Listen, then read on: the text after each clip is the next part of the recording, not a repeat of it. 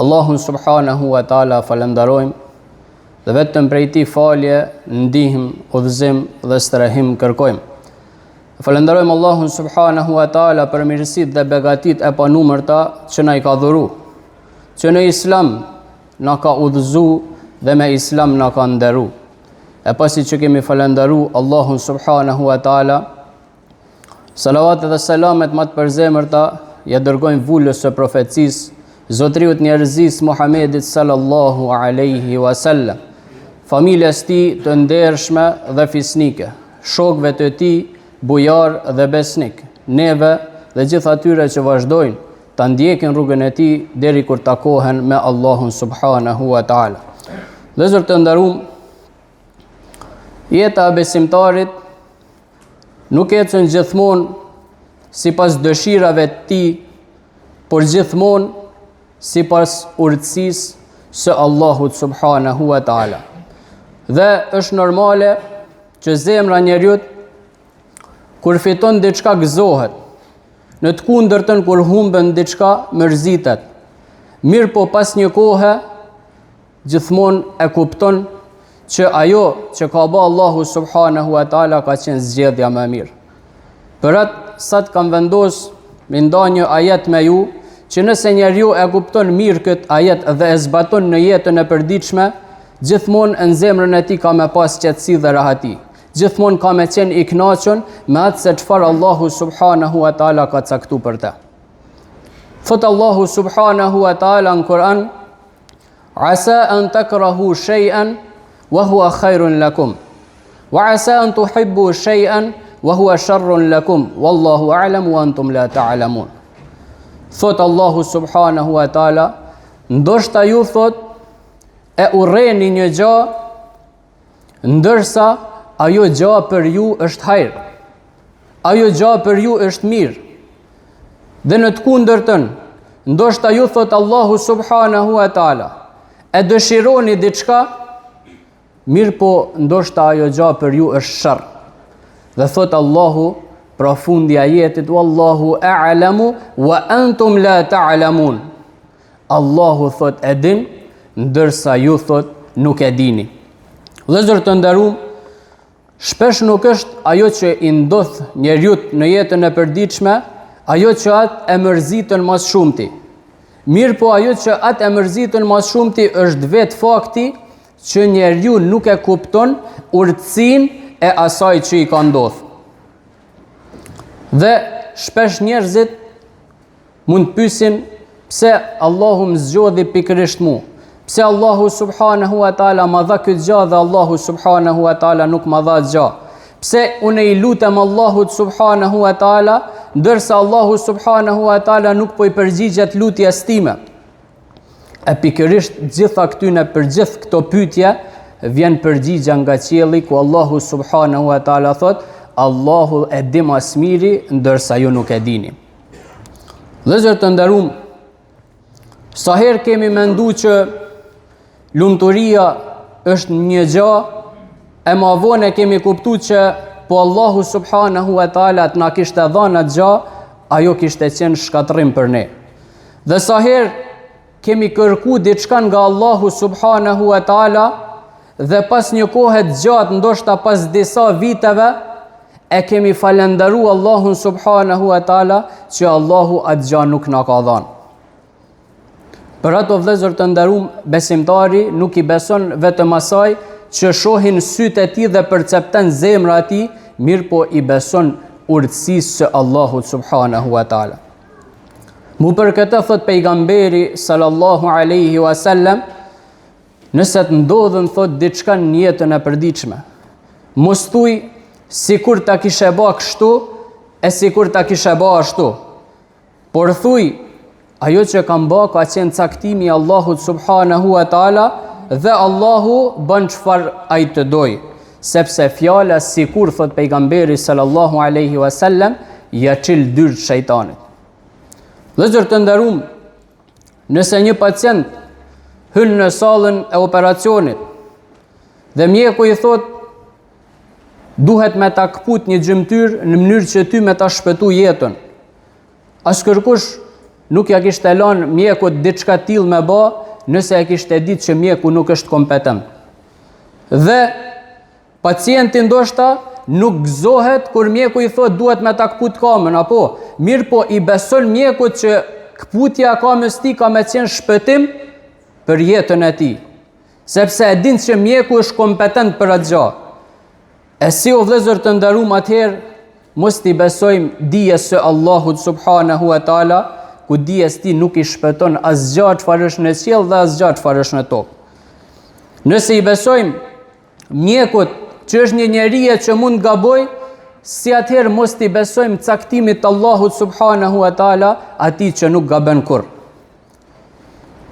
Dhe për këtë e kemi shembullin më të mirë, shembullin e Jusufit alayhis salam, ku Allahu subhanahu wa taala e përshkruan në Kur'an, pra nahnu nakussu alejke ahsan el qasas, si një ndër tregimet më të bukura, një ndër historitë më të bukura.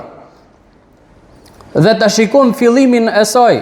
Jusufi alayhis salam, një djalosh shumë i bukur, i cili i kishte 11 vëllezër, baba e tij Jakubi alayhis salam, dhe pa dashur zgjat një herë shef një ëndër, të cilën ja tregon babës së tij, dhe baba i thot mas me ja tregu vëllezërve se ja merrte mendja që me atë ëndër Jusufi e kishte një të ardhme përpara, një të ardhme të madhe. Mirë po, vëllezërit pasi që e marrin vesh, në zemrën e tyre mbizotren zilia. Dhe çka bajnë? Vllahën e vet tynin, vendosin që mi hedh në pus. Mendoni atë moment o vëllezër të nderuam. E hedhin Jusufin alayhis salam vëllezërit e vet në pus. Dhe një djalë i ri, larg familjes, në errësirën e pusit, larg babës së vet. A mendoni se Jusufi në atë moment e ka kuptuar rëndësinë e Allahut subhanahu wa taala? A mendoni se kur vëllezërit e hedhën në fund të pusit, ai e ka ditë që në të ardhmen e tij ka mu bë një ndër njerëzit më të rëndësishëm të Egjiptit? Në atë moment Jusufi e shihte dhimbjen. Mirë po Allahu subhanahu wa taala e shihte të ardhmen e tij. Dhe vëllezërit e lanë në pus, o vëllezër të nderuam, mirë po Allahu përgatiti diçka më të lartë për ta. Pastaj erdhi sprova tjetër. U mor nga tregtarët nga pusi dhe u shit sirop. Dhe ndoshta dikush po të ishte në vendin e Jusufit alayhis salam, kishte thonë unë humba, nuk kam familje ma, nuk kam liri. Para mendoni nga pusi u shit sirop, vetëm një djalosh i ri. Mirë po ajo që u dukte në syrin e tij e tjerëve ndoshta sirop, ishte një përgatitje që në të ardhmen ai të bëhet një udhëheq. Pastaj erdhi sprova ku Jusufi alayhis salam u akuzu dhe e shtin në burg pa drejtësisht. Dhe përsëri nga pamja jashtme, diçka që ndoshta u dukte sikur gjithçka ishte duke shku keq, pra nga shtëpia në pus, nga pusi në robëri, nga robëria në burg, çdo hap që njerëzit ndoshta e shikonin si një ranje, Allahu subhanahu wa taala e kishte përgatitur si ngritje për ta.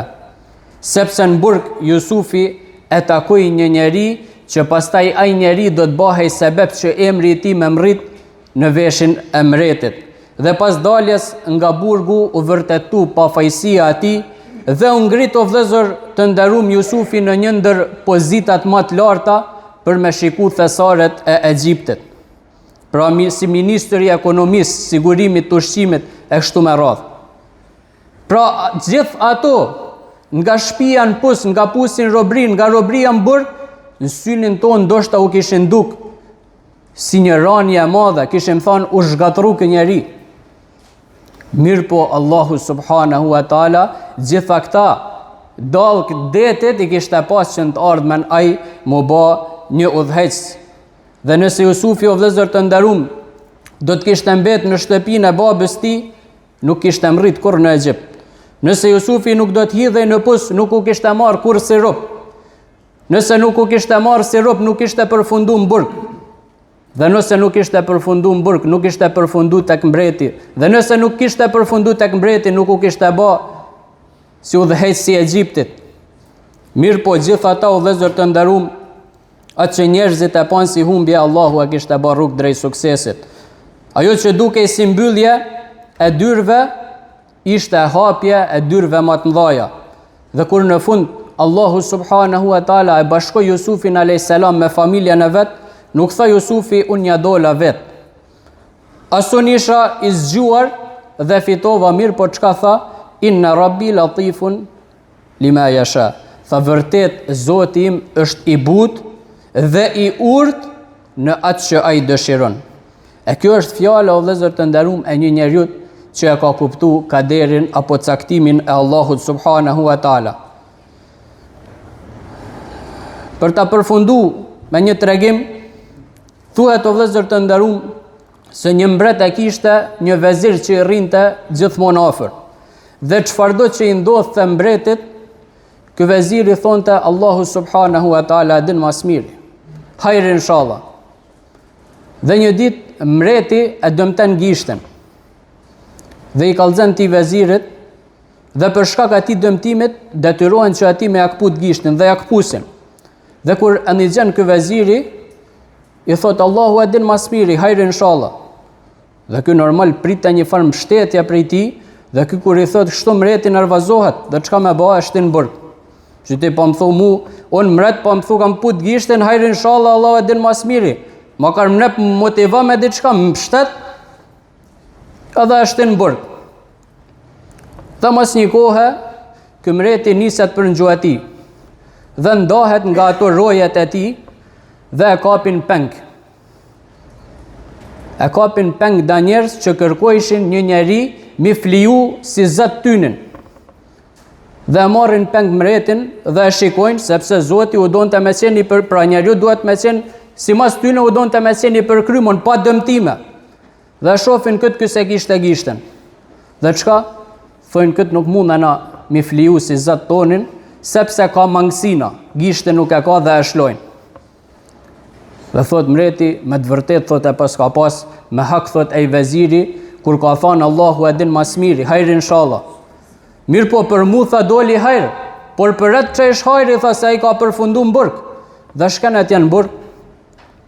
Dhe i thot vezirit me drejta ke pas thot, Allahu e ka dit mas miret, për shkak që ja kam këput gishtin, më lirun tha ata njerëz dhe nuk më flijun. Dhe për mu doli hajr, tha Allahu e diti mas miri, po për ty tha që është hajri, tha ti ke met në burg. Edhe për mu tha Allahu e ka dit mas miret, se unë tha mas të kishe qenë në burg, kishe qenë me ty atje. Dhe ata kur të kishin liru ty puna se ke pas një të met, nuk e ke pas gishtin, unë i kam i tha tana gjymtyrt, e më kishin fliju mu në vend teja. Kështu tha që Allahu e din mas miri, e doli hajr për mu, e doli hajr edhe për ty. Andaj o vëllezër të nderuam, njeriu gjithmonë duhet me qenë i kënaqur me caktimin e Allahut subhanahu wa taala. Mas mu nxitu me gjyku kaderin e Allahut subhanahu wa taala, sepse ajo që ndoshta e lexon njeriu, e lexon mendja e tij, është vetëm një faqe që njeriu ka lexuar, ndërsa Allahu subhanahu wa taala për ty e ka shkru tan librin dhe Allahu e din kohën më të mirë, sepse besimtari, si thamë edhe më herët, nuk jeton me atë që sheh, mirë po jeton me besimin se Allahu subhanahu wa taala nuk gaben kurr në caktimin e tij. Wa quli qawli hadha wastaghfirullaha li wa lakum fastaghfiruhu innahu huwal ghafurur